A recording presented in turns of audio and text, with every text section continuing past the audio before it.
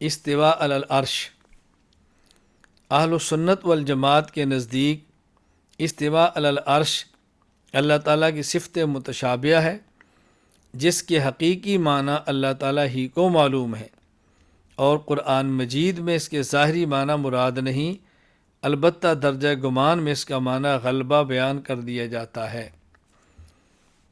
قرآن کریم میں کئی ایک مقامات پہ اللہ تعالیٰ نے استواء علی العرش کا ذکر فرمایا ہے۔ الرحمن علی العرش استوى ثم استوى علی العرش، اس کا معنی یہ نہیں ہے کہ اللہ تعالیٰ عرش پر بیٹھے ہیں الیاذ باللہ، اللہ تعالیٰ عرش پہ رہتے ہیں الیاذ باللہ، یہ معنی نہیں ہے۔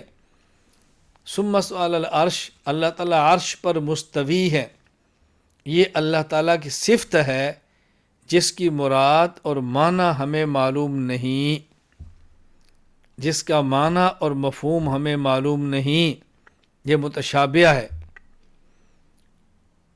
بسا اوقات سمجھانے کے لیے ثم استوى علی العرش کا معنی کر دیا جاتا ہے کہ اللہ تعالیٰ عرش پر غالب ہے، یعنی طاقت عرش پر اللہ کی ہے، غلبہ عرش پر اللہ کا ہے، حکومت عرش پر اللہ کی ہے۔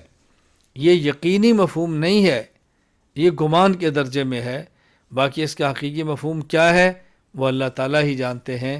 یہ عقیدہ ہرگز نہیں رکھنا کہ اللہ کی ذات عرش پہ ہے۔ اللہ کی ذات موجود بلا مکان، بلا جسم، بلا جہت، ہر جگہ پہ ہے۔ تو ثم استوى علی العرش یہ متشابہات میں سے ہے۔